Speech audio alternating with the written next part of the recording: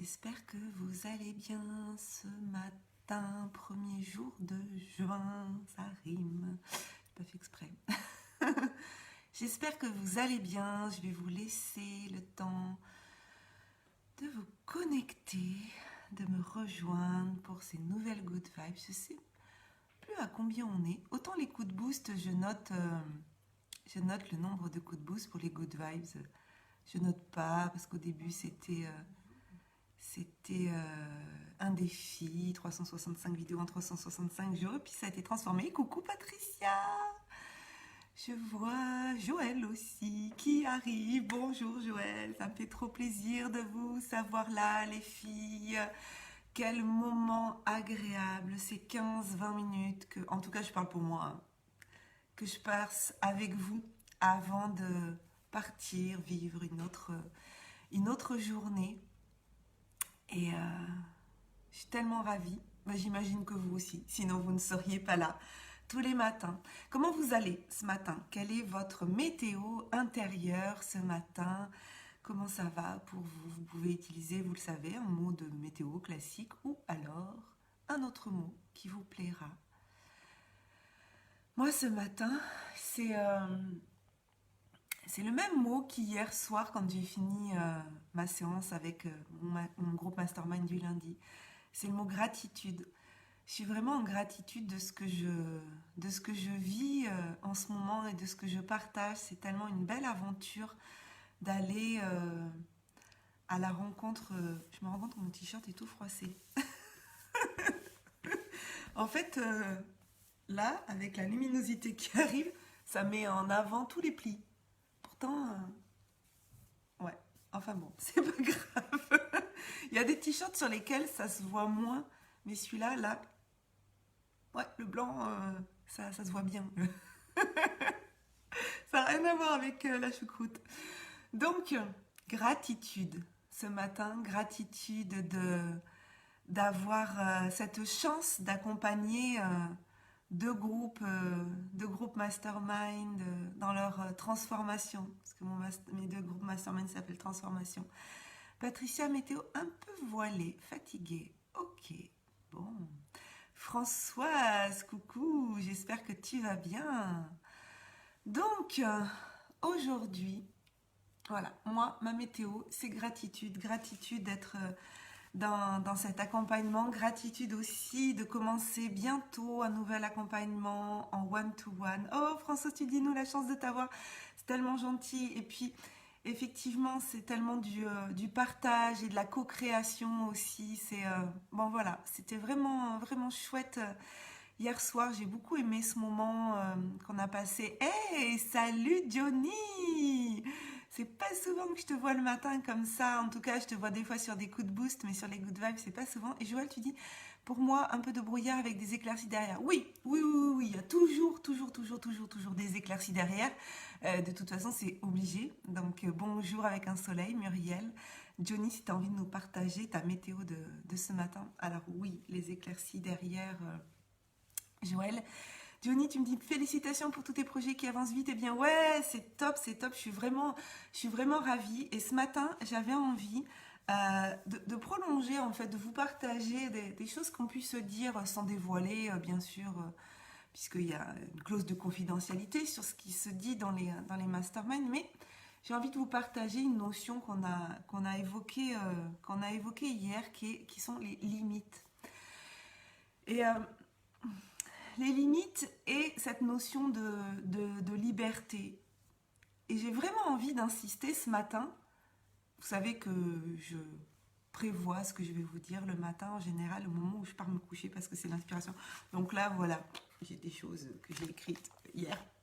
J'ai vite, avant d'aller me coucher, après avoir fait cette séance de mastermind. Et vraiment, j'ai écrit ça. J'ai écrit poser ses limites. Ah, Johnny, tu dis météo voilée, mais le soleil va vite arriver. Oh, il y a plusieurs météos voilées ce matin. Mais oui, oui, oui, ça va arriver. Christiane, alors elle me fait un coucou, un soleil et un papillon. Papillon de transformation peut-être.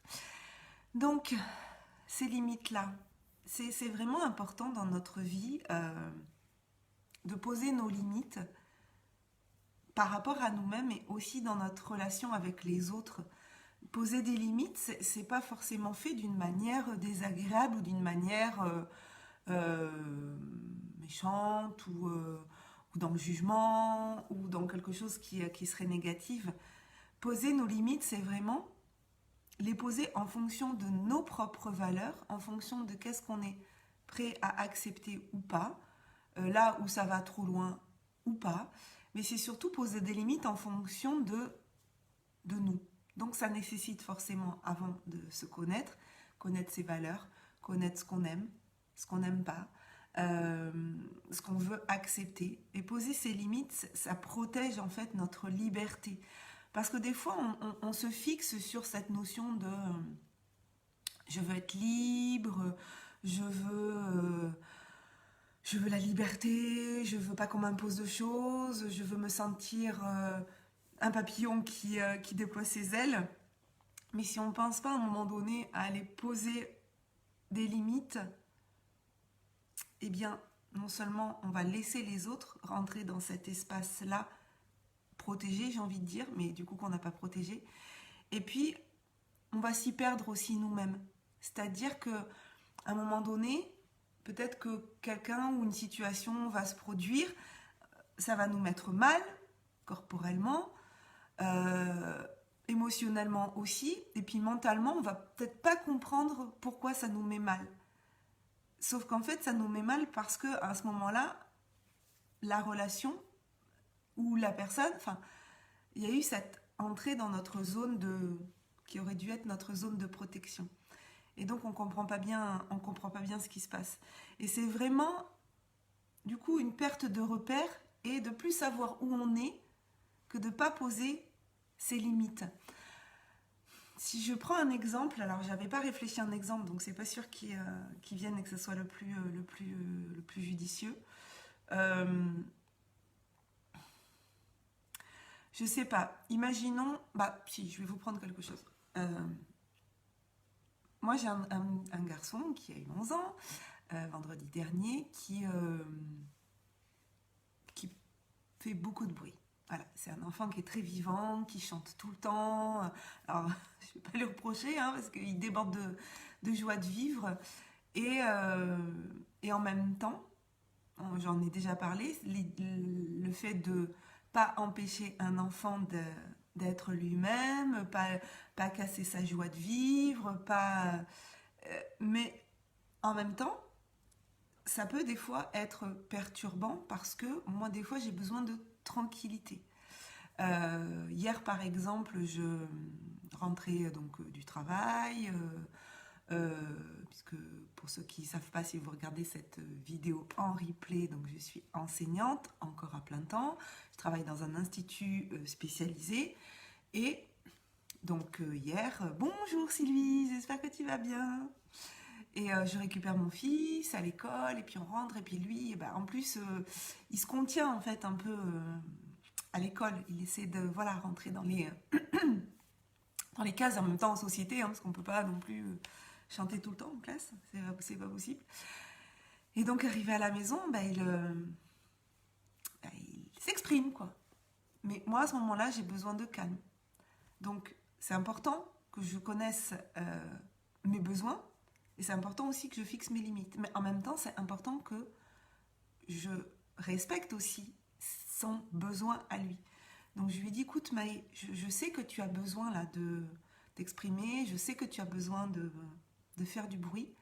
La seule chose là que je te demande, c'est que tu viens pas le faire à 2 mètres de moi. Et tu as aussi une chambre et tu as aussi un très grand jardin. Donc je ne veux pas t'empêcher de t'exprimer. Par contre là, moi, j'ai besoin de calme. Donc peut-être là, on va peut-être passer un temps où on va pas être ensemble. Et je pense que c'est important aussi d'exprimer aux autres nos limites. Je dis, pour moi, c'est pas possible. Là, tu fais trop de bruit pour moi, tu sens que tu débordes d'énergie, mais là, moi, j'ai besoin d'un moment de ressourcement, de me poser. parce qu'en plus, tout à l'heure, alors je rentrais, il était 5h40, à 6h, il fallait que je reparte pour emmener sa sœur à la danse, ensuite que je revienne, que je fasse à manger, ensuite à 8h que j'avais le mastermind. Donc je dis là, moi, là quand je rentre et que j'ai d'autres choses à faire après, je dis j'ai besoin d'un moment où je suis au calme. Et ça, c'est important, je pense, de connaître nos besoins, de fixer nos limites tout en respectant le besoin de l'autre. Donc je lui ai expliqué, et bon, ça s'est bien passé. Euh, j'ai envie de vous dire par rapport à cette liberté que, en fait, c'est un leurre de croire que le sans limite, c'est la liberté. Voilà. Le fait de se dire, il n'y a aucune limite, ou vous savez, je vois aussi des fois, alors moi qui ai enseigné très longtemps en école maternelle, donc avec des petits entre 3 et 6 ans, donc sur mes 15 ans, 15-16 ans d'enseignement, je crois que j'ai fait 12 ans de maternelle, dont 6 ans de direction d'école maternelle, et 3 ans de direction d'école élémentaire, mais en tout cas 6 ans de direction d'école maternelle. Donc j'ai été beaucoup en contact avec des parents de petits, et je voyais des fois dans l'éducation, donc ce côté, mais nous, nos enfants, ils peuvent, voilà, on est très libre, c'est la liberté, et c'était des fois annoncé comme étant quelque chose de, les parents en étaient très fiers, sauf que malheureusement, c'est quand même un leurre de croire que nos limites, euh, c'est la liberté en fait. Pour moi, c'est tout le contraire de la liberté, parce que dans nos limites, en fait, on se perd et on ne peut pas se construire justement aussi dans le respect des règles de l'autre, dans aller chercher vraiment quel est notre besoin pour pouvoir l'exprimer. Je ne sais pas si ça vous parle ce que je dis ce matin. Je ne sais pas si ça résonne en vous. Je ne sais pas si ça vous fait du bien. Je ne sais pas. Vous pouvez me partager en commentaire si vous voulez. Et pour moi, la liberté, elle se construit à l'intérieur de nous. Elle n'est pas dépendante en fait de l'extérieur. Et d'ailleurs, ça me fait penser à... Alors, j'ai pas lu le livre, mais je ne sais pas si c'est pas Martin Latulippe un jour qui en a parlé d'un livre d'une personne qui a été en camp de concentration et qui parlait de cette liberté intérieure qu'il s'était créée malgré les contraintes extérieures.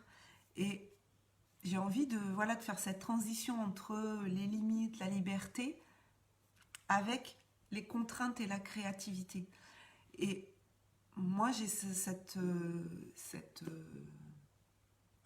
opinion, que vous la partagerez peut-être pas, vous pourrez me dire en commentaire, que ce sont les contraintes qui créent la créativité. Victor Frankl. Merci, oui, Christiane. Oui, je pense que c'est, je ne sais pas si c'est pas au cours de la masterclass du congrès de l'écologie relationnelle qu'il en a parlé, je ne sais plus. Mais pour moi, et j'avais pas forcément cette notion-là il y a 30 ans, mais il y a 15 ans, je me rappelle quand on a fait construire notre maison, donc on a une belle maison en bois, qu'on a fait construire par un architecte, par 2 architectes, et on a un terrain qui est très en pente. Et avant d'acheter le terrain, on s'était renseigné auprès des architectes de savoir voilà, si c'était possible de faire quelque chose dessus, parce que comme il était en pente, il était beaucoup moins cher. On habite en campagne, mais c'est des grands lotissements, enfin c'est un lotissement, mais c'est des grands terrains. Notre terrain, il fait 1800 mètres carrés, donc voilà, c'est assez agréable. Et alors je vais lire le message, je crois, de Joël, parce qu'il y avait un message que je n'avais pas lu.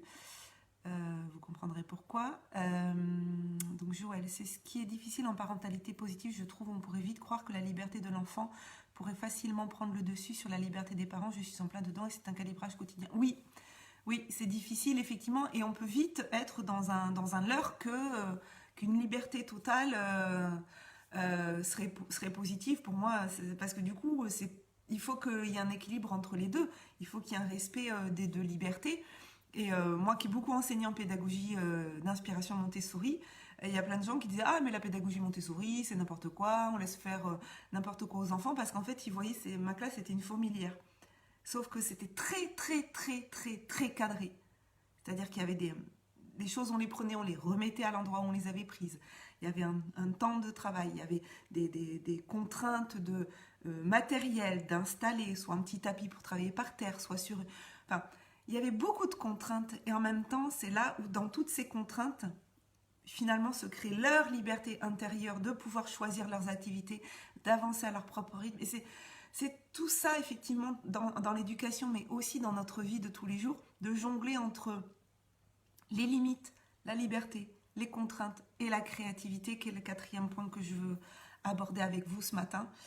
Et quand on a fait construire donc notre maison et qu'on avait contacté des architectes parce que ce terrain était en pente, euh, ils nous avaient dit, mais vous savez, en fait, quand on est sur un terrain plat, euh, très grand, et qu'en fait, il n'y a aucune contrainte, que ce soit d'arbres ou de pente ou de voisinage ou de tout ça, en fait, c'est très compliqué pour nous parce que du coup, enfin, tout est possible, mais du coup, ça ne stimule pas notre créativité, en fait. Enfin, j'exagère un petit peu et je caricature un petit peu, mais pour vous dire que quand il y a des contraintes, donc il nous dit, s'il y a des contraintes de voisins déjà installés ou de l'orientation, bon, l'orientation du soleil, ça, elle va y être partout, enfin, d'orientation par rapport au soleil, s'il n'y a pas de pente, s'il n'y a pas d'arbre, s'il y a... Voilà, en fait, tout est possible. Par contre, à partir du moment où il y a des contraintes, il me disait, c'est hyper stimulant pour nous. Parce que du coup, on va être obligé de créer en prenant en compte ces contraintes. Et là, le cerveau, lui, il va rentrer en action et il va vraiment mettre en place et s'adapter à ce qui existe déjà. Et là va rentrer en jeu la créativité. Et donc, je trouve que notre vie, finalement, enfin finalement, je ne sais pas si c'est le bon mot, mais notre vie, c'est une danse entre tout ça, entre les limites, la liberté, les contraintes, la créativité. Et en fait, tout projet, je pense, peut être axé, enfin peut être construit en fonction de ces quatre axes. Et c'est ça qui va créer la beauté de la chose. Hier, par exemple, donc le mastermind, les deux groupes mastermind que j'anime, il y a un cadre temporel, quoi. Un cadre temporel qui fait qu'il y a un timing. Là, par exemple, le groupe du lundi, ils ont chacun 18 minutes pour passer sur ce qu'on appelle le hot seat. C'est le siège chaud, c'est là où ils vont venir présenter leurs problématiques. Mais ils ont 4 minutes de présentation. Ensuite, il y a 1 minute de partage de ressenti. Ensuite, je crois que c'est 10 minutes où tous les autres le bombardent d'idées, de conseils, de feedback, tout ça. Puis après, il y a 3 minutes de retour sur ce qu'ils ont vécu, 3 choses qu'ils retiennent, à quoi ils s'engagent et ce qu'ils ont besoin de quelqu'un pour les aider à faire ça. Et en fait, à la fin de la séance, donc il y a une des personnes qui m'a dit, j'étais pas habituée à ce genre de fonctionnement. Et en même temps, le fait que ce soit cadré au niveau du temps et qu'il y ait des temps pour faire certaines choses, on pourrait avoir l'impression que du coup, c'est une contrainte négative, mais en fait, c'est une contrainte qui pousse à aller à l'essentiel. Quand on a des groupes de discussion où c'est temps illimité, ou alors pendant 1 heure, on se retrouve à 5 et puis on va parler de nos projets, le fait qu'il n'y ait pas de contraintes temporelles sur des moments définis, finalement, on peut partir dans tous les sens. Là, on va être focus finalement sur une efficacité. Donc il y a aussi, on pourrait rajouter ça, liberté, les limites, la liberté, les contraintes, la créativité, l'efficacité. C'est-à-dire qu'on est là pour quelque chose, on est là pour en retirer quelque chose. On n'est pas là juste pour bavarder. Et ces contraintes-là, elles nous poussent à l'efficacité et surtout elles nous poussent à la concision et à la précision. Et ça, c'est... Je trouve que des fois, on parle pour ne rien dire. Des fois, on parle pour ne rien dire. Et alors, ça peut être très bien, hein, si l'objectif est juste de passer un bon moment. Mais quand on est dans un processus de développement professionnel ou personnel et de transformation, je pense que c'est nécessaire d'aller chercher les curseurs qui vont nous permettre d'être efficaces. Johnny, tu dis prendre en compte l'univers des autres et arriver à l'intégrer dans le sien, ce n'est pas toujours facile, d'où l'importance de connaître ses limites pour se respecter. je le constate au quotidien avec mes enfants et je le respecte très souvent. Oui, bah oui, c'est-à-dire que soit on vit tout seul au fin fond de la forêt et puis on va juste être en contrainte avec la nature, enfin en relation avec la nature, soit on décide de vivre en société et on est quand même des êtres sociaux. Bon, après, s'il y a quelqu'un qui veut vivre en forêt, je juge pas, hein. Mais oui, tu as raison, c'est ça qui est, c'est ça qui est difficile, mais en même temps, c'est ça qui fait la magie des relations et c'est ça qui fait l'écologie relationnelle. Et voilà, c'est difficile et effectivement, ça nécessite d'être expliqué, surtout aux enfants. Mais ça nécessite aussi, surtout, je pense, d'être pour nos enfants un exemple du mieux qu'on peut. Mais ouais, fixer les limites pour se respecter soi-même, respecter les autres, ça. Donc voilà ce que je voulais vous partager ce matin sur ces notions de limites, de liberté, de contrainte, de créativité et d'efficacité, parce que c'est ce qu'on a vécu hier au cours du mastermind de la deuxième session. Donc certainement que je viendrai vous parler jeudi matin de choses que j'aurais retenues du groupe du mercredi. En tout cas, demain, donc c'est pas les good vibes, c'est le coup de boost, donc plus long qu'un good vibes, plus long que les good vibes, à 8h30, toujours sur ma page. Et demain, on va parler d'élévation. Voilà, je ne sais pas si vous avez vu la citation que j'ai partagée aujourd'hui, qui est « Toute âme qui s'élève, élève le monde ». Et je vous quitte sur cela. Citation de Gandhi. Je vous souhaite une très très belle journée. Prenez soin de vous. Moi, je suis encore en gratitude. Je ne sais pas vous, comment vous allez. Est-ce que il y a déjà un petit peu de brouillard qui s'est dissipé ou pas? Vous pouvez me partager en commentaire. Je viendrai les lire tout à l'heure parce que là, je file à l'école. Belle journée à tous. Ciao, ciao. Bye bye. Prenez soin.